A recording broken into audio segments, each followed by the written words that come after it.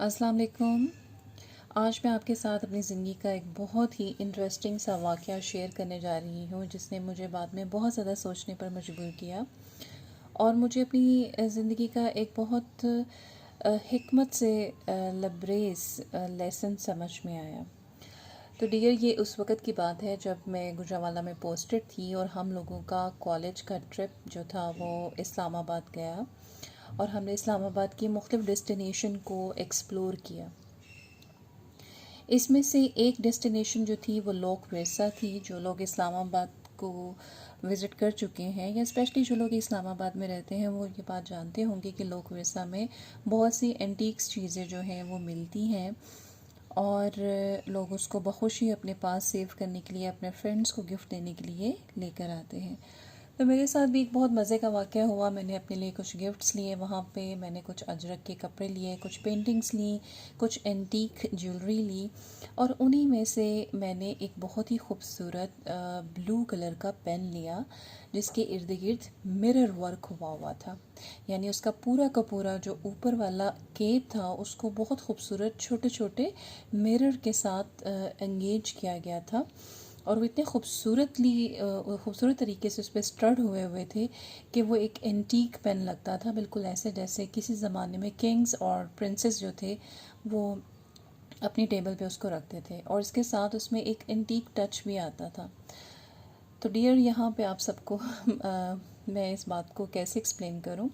कि मुझे अभी भी वो लम्हा याद है कि जब मैं वो पेन ख़रीद रही थी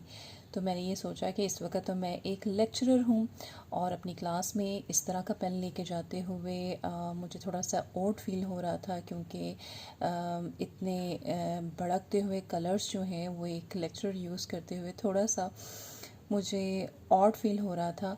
तो मैंने इस नीयत के साथ उस वक़्त ये नीयत की कि मैं इसको इस नीयत से ले लेती हूँ कि इस पेन से मैं जो चीज़ भी लिखूँगी वो कुरान पाक से रिलेटेड होगी या मैं इसको कुरान पाक में से कुछ पॉइंट्स लेने के लिए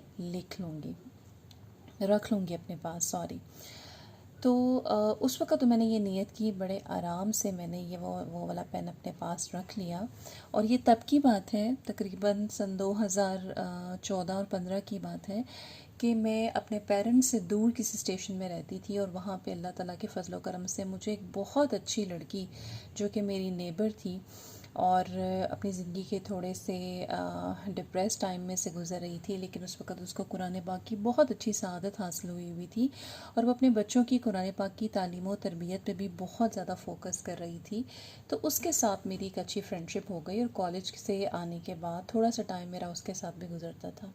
उसके बच्चों के साथ भी बहुत अच्छी फेमिलियरिटी कायम हो चुकी हुई थी।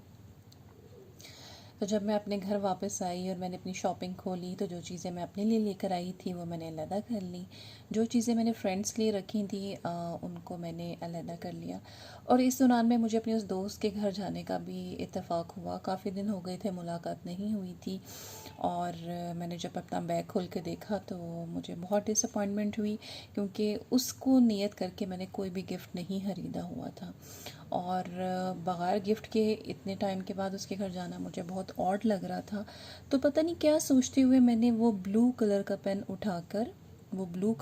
उठाकर अपने बैग में रख लिया, ये भूलते हुए कि मैंने इसको किस नियत से ख़रीदा था। मैं अपने दोस्त के घर गई, हम लोगों ने चाय पी, बच्चों से मिले, गपशप की, इस्लामाबाद की स्टोरीज़ जो थी उसको डिस्कस किया और फिर मैंने उसको बताया कि तुम्हारी बेटी किधर है, तुम्हारी छोटी बेटी, उसके लिए मैं बहुत रंग बिरंगा सा मज़े का एक पेन लेकर आई हूँ, वो जब इससे अपना होमवर्क करेगी तो बहुत खुश होगी। तो आप देखें कि इस पूरी के पूरे नैरेटिव का क्लाइमेक्स ये है कि मेरी दोस्त ने जब मुझे ये बताया कि तुम इसको मेरे बड़े बेटे को गिफ्ट करो क्योंकि आज उसका कुरान पाक ख़त्म हुआ है, तो मैं बहुत देर तक अपने इस फ्रेंड का चेहरा देखती रही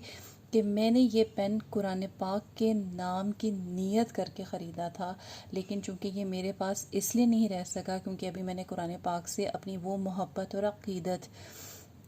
शो नहीं की थी उस ज़माने में, मैं कुरान पाक को पढ़ना स्टार्ट तो कर चुकी थी, लेकिन समझने वाली जो अपॉर्चुनिटी थी वो अल्लाह ताला ने अभी मुझे नहीं दी थी।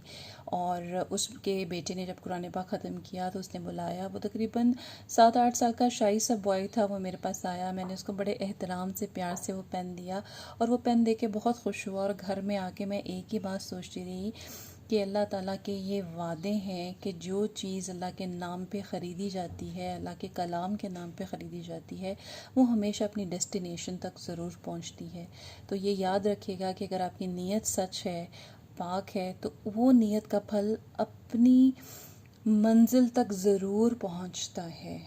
और अगर आपने अल्लाह के नाम पे कोई बड़ा काम किया है तो उसका फ्रूट अल्लाह ताला दूसरों लोगों के हाथों ही आपको पहुंचा सकता है। तो definitely things return to destination,